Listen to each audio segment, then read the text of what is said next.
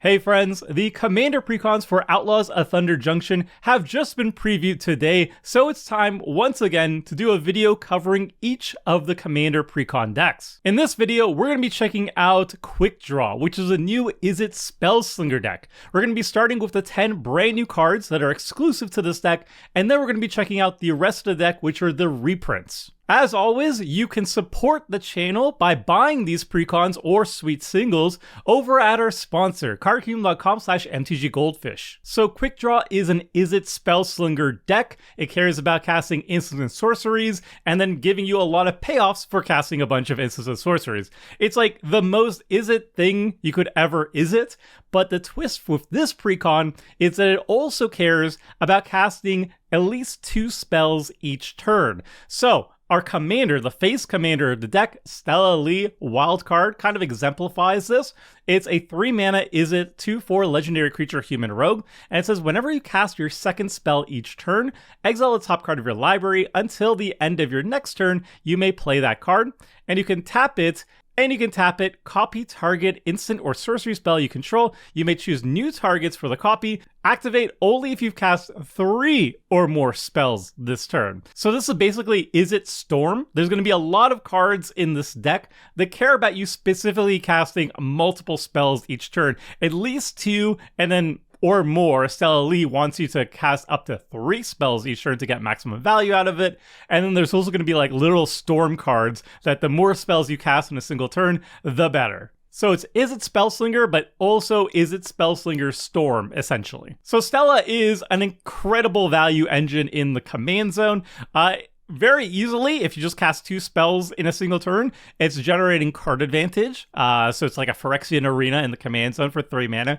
But even better is if you get to cast 3 spells in a single turn, you get to copy an instant or sorcery, one of those spells that you were casting, and that's absolutely fantastic. So it's card advantage plus like mana advantage plus additional card advantage, if you can see it that way.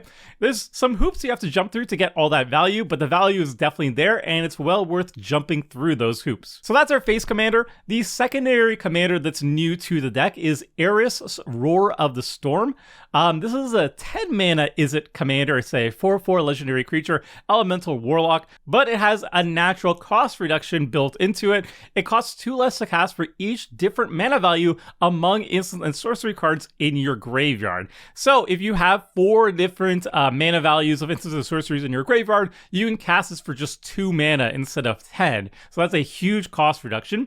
It has flying and prowess, and whenever you cast your second spell each turn, create a 4/4 red dragon elemental creature token with flying and prowess. So this is another incredible value engine. It costs as little as 2 mana each time you're casting it in the command zone, and that discount even applies to command tax. So if this is your commander, and you have, let's say, 5 different mana values among instant and sorcery cards in your graveyard, and Eris dies, goes to the command zone, and you cast it again, you can still cast it for just 2 mana, which is incredible.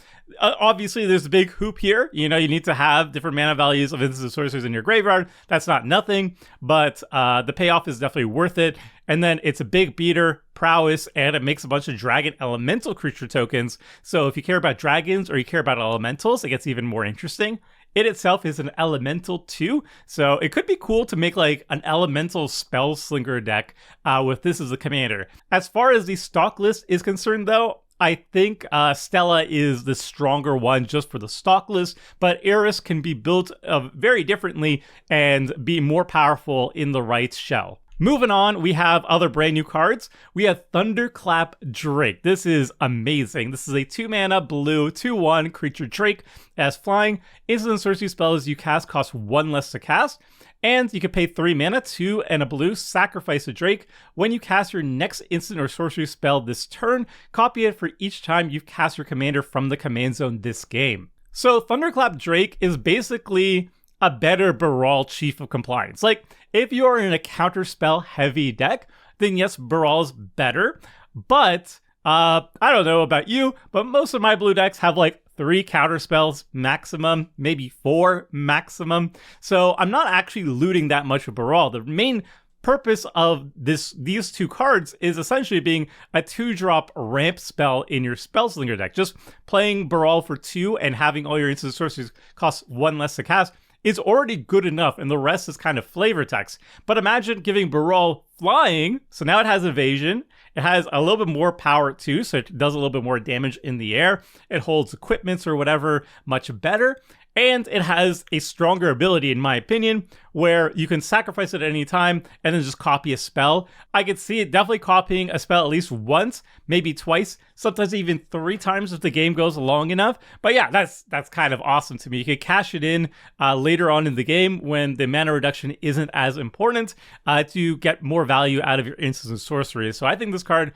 is like a staple in Spellslinger decks. I already thought Baral was a staple in Spellslinger decks, and I think this one's like even better in most Spellslinger decks, Baral being like an exceptionally strong option in decks with a lot of counter magic instead. But yeah, just run both. Moving on, we have Crackling Spellslinger. This is another very exciting one. It's a 5-mana red 2/2 creature human wizard. It has flash, and when it enters the battlefield, if you cast it, the next instant or sorcery spell you cast this turn has Storm. So giving any instant or sorcery spell Storm is incredibly powerful. Like, just pick any really powerful card and then give it Storm, and it's going to be 10 times better. However, there is a significant drawback to this where it's a 5-mana spell that you have to cast first to give an instant or sorcery spell Storm, and you can't really get around spending that 5 mana. Like, if you want to blink it, for example, you're not casting it from your hand, so you don't get to turn something, an instant or sorcery, into a Storm spell. So you can't use like Essence Flux or anything like that to get around the cast requirements. You still have to pay that mana. However, in decks that make a ton of red mana, Crackling Spellslinger can be quite good. I just think it's very narrow on the application on where you want to be using this, just because you actually have to spend the 5 mana to cast Crackling Spellslinger to give something Storm. Moving on though, we have Elemental Eruption. This is a 6-mana red sorcery. Create a 4/4 red dragon elemental creature token with flying and prowess, and it has Storm. So the more spells you cast in a single turn, the more red dragon elemental creature tokens you're going to be making off Elemental Eruption. Now this one is obviously very strong in an instant or sorcery deck. It really wants haste because the elementals are very, very big and very scary, but without haste, you're basically begging for a board wipe before you get any value out of them. However, not only is this good in an instant or sorcery deck, especially ones that have haste enablers, but this, I think, could make the cut in some dragon decks too. Like, imagine casting a couple spells in a dragon deck, playing Elemental Eruption, and you have cards like Dragon Tempest on the battlefield. It gives it haste, but then it also does a lot of damage when your dragons are entering the battlefield as well. So I think in some dragon decks, it's going to make the cut. Obviously, like Mirim, for example, stuff to care specifically about casting dragon creatures as opposed to any type of dragons, it will be less useful. But in like a Furcrag deck or something like that, where you're a little bit loose on what type of dragons you need on the battlefield, this gets a lot better, especially if you pair it with like Dragon Tempest or other haste enablers. Moving on, we have Leyline Dowser. This is a 2-mana colorless artifact. You can pay 1, tap it, mill a card. You may put an instant or sorcery card milled this way into your hand, and you can tap an untapped legendary creature you control, untap the Leyline Dowser. Now this card I think is pretty bad. I think you need to pair this with cards that will ensure you have instants or sorceries on top of your library to make it worth it. Like if you have brainstorm effects, or if you could just see what the top card of your library is, a scry or whatnot, then it gets more playable. But imagining paying 3 mana to mill a card and then only 1 card, and then if it's an instant sorcery, then you get to get any value out of it, seems pretty bad to me. So yeah, I don't really like this card much at all. Moving on though, we have Forger's Foundry, and it is a card I like a lot. This is a 3-mana blue artifact. You can tap it to add 1 blue. When you spend this mana to cast an instant or sorcery spell with mana value 3 or less, you may exile that card instead of putting it into its owner's graveyard as a result. And then you can pay 5 mana and tap it. You may cast any number of spells from among cards exiled with Forger's Foundry without paying their mana cost, activate only as a sorcery. So this is a mana rock. It's a 3-mana task for 1 blue. That's, you know, not great, but it has so many upsides that I think this becomes like an instant staple in Spellslinger decks. You're going to be randomly casting a bunch of like cheap spells or whatever as you're ramping them out with Forger's Foundry. But then like mid to late game, you're paying essentially what is like 6 mana to cast a bunch of those exiled spells again, and you could do it multiple times. That's really good to me. I think that's a ton of value. Like just like in the late game, you could turn all that excess mana you have laying around into just tons of extra spells. And then if you are in a Storm deck, you're casting the spells with its ability. So you could have an immense Storm turn if you have a bunch of spells exiled with the Foundry. So I think this card is just like fantastic in basically in any Izzet Spellslinger deck. Then we've got Lock and Load. This is a 3-mana blue sorcery. It says draw a card, then draw a card for each other instant or sorcery spell you've cast this turn, and it has plot. So you could pay 4 mana, exile this card from your hand, and then you can cast it as a sorcery on a later turn without paying its mana cost. So this is a nice stormy draw spell. You cast a bunch of spells, and then you cast Lock and Load, and then you get to draw a bunch of cards. The power floor of this card is like absolute trash. Paying 3 mana for drawing 1 card is really, really bad. It's like half of a divination. Even just casting another instant and sorcery before casting this is still really bad, because then it's just straight up divination. However, once you've cast at least 2 other spells, instant and sorcery spells before Lock and Load, then it gets a lot better. So that's why you want to plot it usually, so you can set up a big stormy turn. It's not like a crazy bonkers card in most scenarios, like your general scenario, but like in a Storm deck, obviously it can be very, very strong. Then we've got Pyretic Charge. This is a 5-mana red sorcery. Discard your hand, then draw 4 cards. For each card discarded this way, creatures you control get +1/+0 until end of turn, and you can plot for 4 mana instead of, hard casting it for 5. This card is very good in Spellslinger decks that run a bunch of token makers, which is like most Spellslinger decks, honestly. Like if you have Talrans and Young Pyromancers and whatever those cards that say like whenever you cast an instant sorcery you make a creature token, then this is a nice finisher for those decks. So basically it's fine in this deck because this deck already runs like Talrans and Young Pyromancers and everything. And then outside of that, in more dedicated go wide Spellslinger decks like Narset, Enlight, and Exile, Narset decks can draw a crazy amount of cards. So it's very easy to envision a turn where you have like a big army and you cast Pyretic Charge, you discard like 7 cards, and then your team is super lethal, and then you swing for lethal. So yeah, it could be very good as a finisher for go wide Spellslinger. Then we've got Smoldering Stagecoach. This is a 4-mana artifact vehicle. It has 5 toughness, and its power is equal to the number of instant and sorcery cards in your graveyard. And then when it attacks, the next instant spell and the next sorcery spell you cast this turn each have Cascade and has Crew 2. I think this card is actually like really, really good in Spellslinger. It's 4 mana investment. It doesn't have haste or anything, but the crew cost is only 2.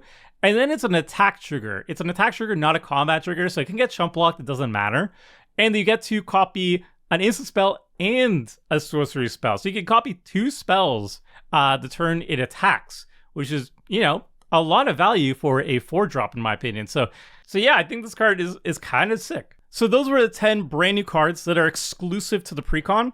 And now we're going to be talking about the rest of the deck, which are the reprints. So I'm going to be starting with the most noteworthy reprints in terms of financial value.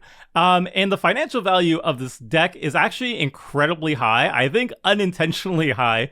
I think the current price is about $133 according to MTG Goldfish, whereas the last deck that we looked at, Desert Bloom, was only $100.